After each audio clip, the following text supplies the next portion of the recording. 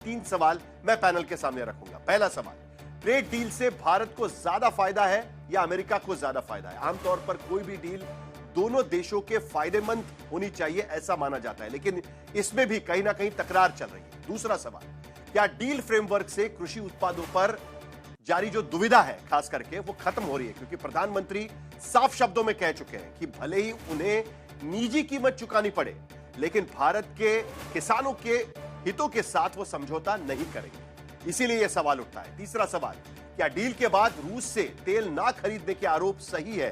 क्योंकि आंकड़े तो बताते हैं कि पिछले 6 महीने में रूस से खरीदारी करीब करीब खत्म होती जा रही है। तो आखिर इसकी वजह क्या है वो भी हम जानेंगे। क्या अमेरिका का दबाव है वो भी समझने की कोशिश करेंगे। लेकिन शहजाद पूनावाला, सबसे पहला आर्ग्यूमेंट तो आप ही की तरफ से होना चाहिए, क्योंकि सरकार साफ शब्दों में कह रही है न भूतो न भविष्यति, ऐसा डील न हुआ है न होगा।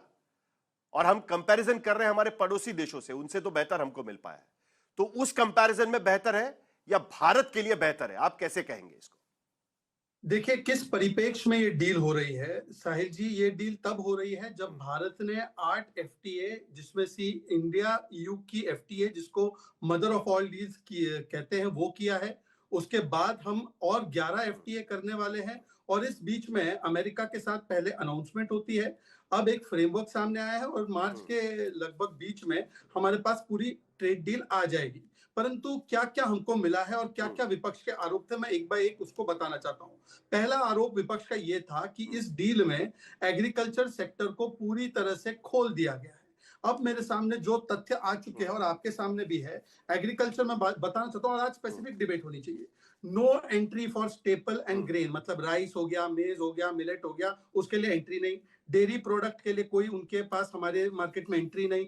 पोल्ट्री मतलब फिश, मच्छी, इस चीज में और मटन में एंट्री नहीं। वेजिटेबल्स चाहे फ्रोजन हो, कैंड हो, प्रिजर्व्ड हो, उसमें एंट्री नहीं। स्पाइसेस जो हमारे लिए बहुत जरूरी है, उसमें उनको हमारी मार्केट में एंट्री नहीं।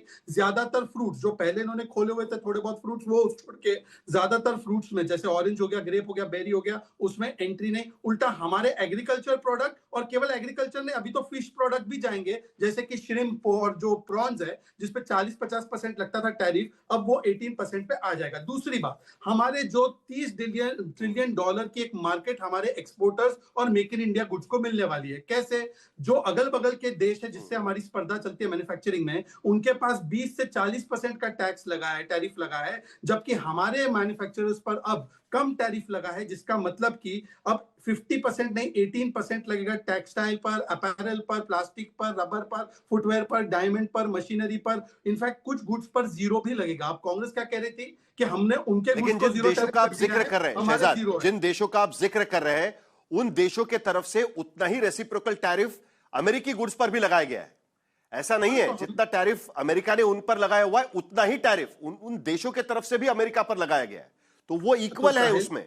अगर 19% टैरिफ है तो उनके ऊपर भी 19% टैरिफ लगाया गया। तो साहिल जी, अगर हमारा एवरेज 18% है, तो एवरेज अमेरिका के गुड्स पे भी 18% है, जहां पे वो हमारे लिए जीरो कर रहे हैं। जैसे कि जेम्स हो गया, जेनेरिक फार्मा हो गया, डायमंड हो गया, स्मार्टफोन हो गया। हम भी कुछ क्षेत्र में जहां पर हमें कोई नुकसान नहीं होता, वहां पर हम जीरो करेंगे। तो यही तो चलता है, ये ट्रेड डील है, ये विश लिस्ट नहीं है। और ट्रेड डील में दोनों के लिए विन विन सिचुएशन होता है। कई ऐसे प्रोडक्ट्स जिसकी टेक्नोलॉजी की आवश्यकता हमारे पास है, या जो हमारे यहाँ पर कंज्यूम होने से हमारे प्रोड्यूसर्स को अफेक्ट नहीं होता, वहां पर हम उपभोक्ताओं के लिए कुछ राहत करते हैं। और जहां पर हमारे एक्सपोर्ट का इंसेंटिव देखना है, वहां पर हम वहां पे टैरिफ हाई रखते हैं। यही तो ट्रेड डील होता है। परंतु मैं तीसरी बात पर आना चाहता हूं। उन्होंने कहा सरेंडर कर दिया, और ऑयल को लेकर बड़ी चर्चा होती है। और साहिल जी, मुझे इसके ऊपर आपको थोड़ा विस्तार से बताना है, थोड़ा सा 1 मिनट का समय दीजिए। सर, स्ट्रेटेजिक ऑटोनॉमी कॉम्प्रोमाइज तब होती है जब 26/11 के बाद फोन कॉल आता है और फली मेजर के कहने के बाद भी आप हमला नहीं करते। आज हम सिंदूर भी करते हैं, हम सर्जिकल स्ट्राइक और बालाकोट एयर स्ट्राइक भी करते हैं। स्ट्रेटेजिक ऑटोनॉमी कॉम्प्रोमाइज तब होती है जब आप दबाव में आकर मोन्सेंटो जैसी कंपनी के लिए, जो मॉडिफाइड जीएम मॉडिफाइड क्रॉप्स के लिए अपना बाजार खोल देते हैं, और किसानों को आंदोलन करके उसको वापस लेना पड़ता है। यूपीए के जमाने में हुआ। पर अब आपने रशिया का बात किया, और मैं रशिया के ऊपर, वैसे तो 2 दिन पहले एमईए का स्टेटमेंट बहुत कैटेगोरिकल आया है कि हम सभी के जवाब अभी देंगे, तो चर्चा कब करेंगे? जरा पहले एग्रीकल्चर का आप लोग साफ कर लेते हैं ना, क्योंकि हमारे साथ अजय उपाध्याय भी बैठे हुए हैं। रशियन ऑयल पर तो मैं आऊंगा, उस पर तो मुझे अलग से आपसे चर्चा करनी है। पहले जरा एग्रीकल्चर प्रोडक्ट्स की बातें साफ कर लेते हैं।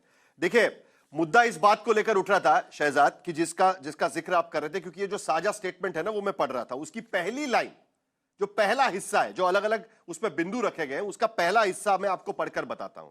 उसमें साफ शब्दों में यह साझा स्टेटमेंट कहता है कि इंडिया विल एलिमिनेट, खत्म कर देगा या reduce tariffs on all US industrial goods and wide range of US food and agriculture products.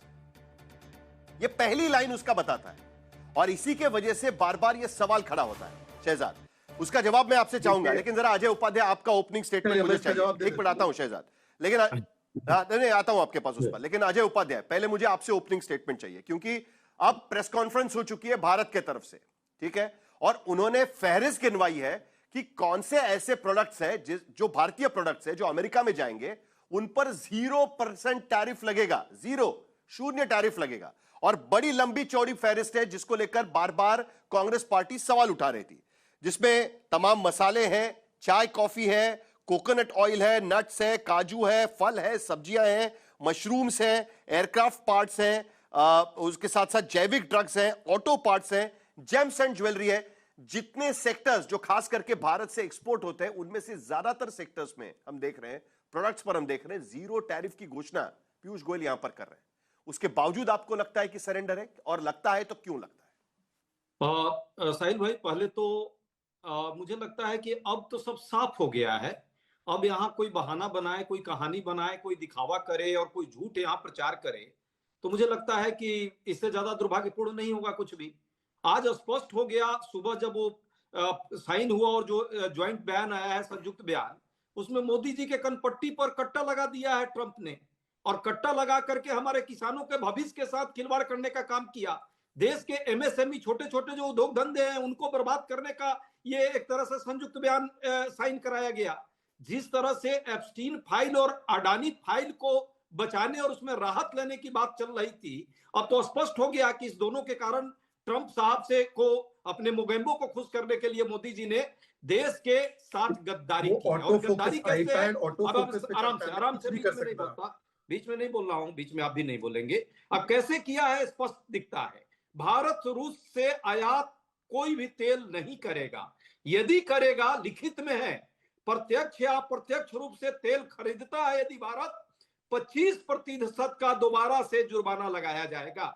ये टर्म एंड कंडीशन है, संयुक्त बयान में साफ लिखित में है। इसके बाद भी यदि कोई चश्मा लगा रखा है और अंधभक्ति कर रहा है तो मुझे लगता है वो राष्ट्रद्रोह का काम कर रहा है। मोदी जी की भक्ति जितनी करनी हो कर ले। अजय उपाध्याय, दूसरी बात मैंने शहजाद से कही थी वो मैं आपको कहना चाहता हूं। एक सेकंड अजय उपाध्याय जी, एक सेकंड प्लीज। जरा रशियन ऑयल पर हम आएंगे क्योंकि उस पर मुझे भी सवाल पूछने हैं और मेरे साथ में मेरे सहयोगी भी है, वो भी उस पर बात करेंगे। जरा पहले एग्रीकल्चर प्रोडक्ट्स की बात साफ कर देते हैं ना, क्योंकि आपको सबसे ज्यादा चिंता किसानों की हो रही थी। मैंने पूरा एक आपको लिस्ट पढ़ा के सुना दिया कि जिसमें 0% टैरिफ लगेगा भारतीय प्रोडक्ट्स पर, उससे किसानों को फायदा होगा कि नहीं होगा। उसके बावजूद आपको क्यों लगता है कि सरेंडर किया है, वो मुद्दा पहले जरा साफ कर लेते हैं, फिर रशियन ऑयल पर भी आएंगे। है हमारे पास एक एक करके जवाब देना चाह रहा हूं, एक एक करके जवाब ले लीजिए। भारतीय किसानों के की पूरी जो भविष्य की संभावनाएं थी, उस संभावनाओं को कैसे बर्बाद किया, उसमें ऑन रिकॉर्ड अब तो लिखित में ये स्टेटमेंट अब बयान के साथ आ गया।